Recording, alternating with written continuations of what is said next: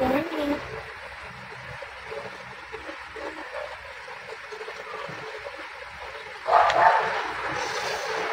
Last morning, guys.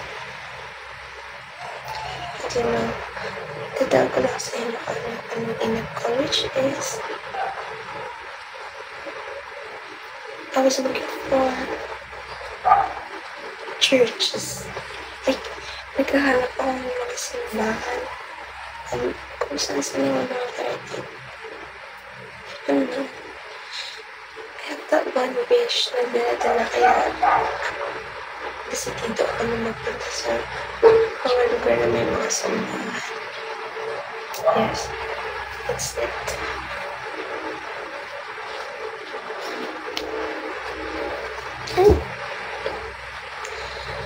Okay, so we're done now with our activity. I mean, I'm just gonna edit it and ready to pass it. And that's the last activity na meron tayo.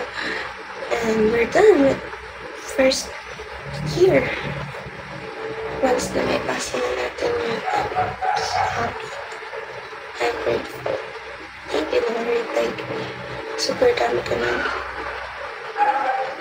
nakasulat as first year. I'm happy about that. Yung mga achievements, it's like bonus. I'm sorry.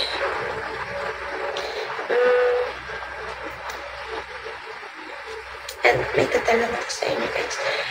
May panibago tayong basics, which is may kumuha sa atin namin na.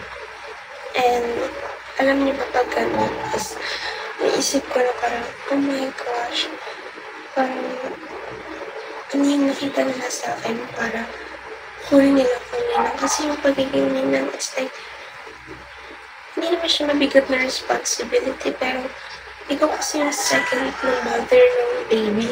So that's why, parang, grabe yung tiwala nila sa'yo para kunin ka nilang ninang. Diba? Nakaka-proud siya. So, nung sinabihan ako kagabi, and then nilagay na kita sa listahan, it's like, she's not asking nila. So, like, parang, desidido na talaga siya. So, tapos, okay po, sige, parang magsukilig. And,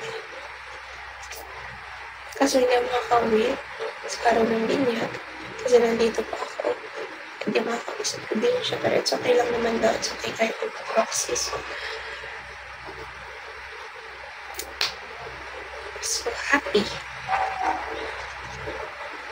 Thank you, Lord. Another blessing. Actually, ilan naman na anak ko? Zion, TJ, tapos si apat. Yung anak ko. So, ayun. Pagka tayo mga bangon, pero tanghali na, kailangan na natin kumaman. Kasi kailangan na natin,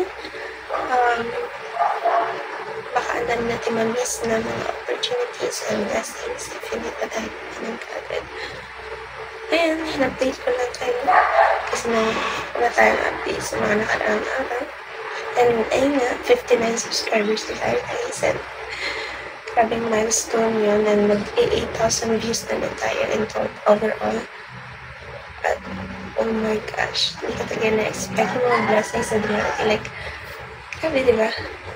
Parang kahapon lang gumawa ako ng YouTube channel and I was like undecided, hesitant.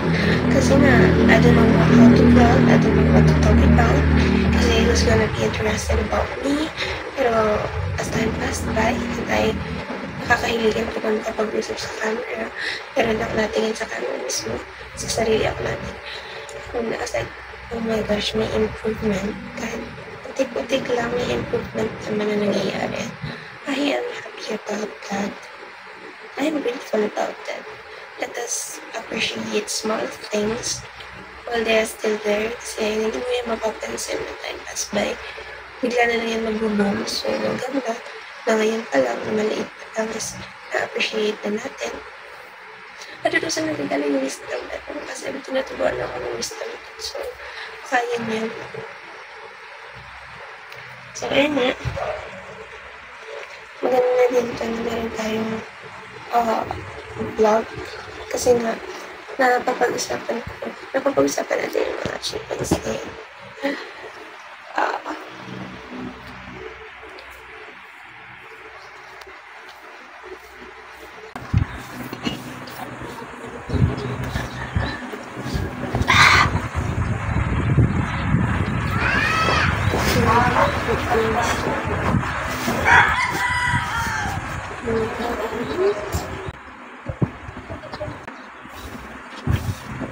Yung mga paglalang idea ng life kasi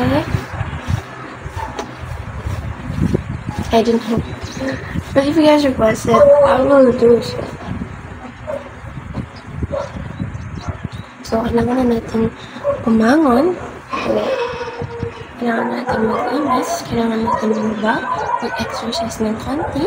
Kasi, that's the routine.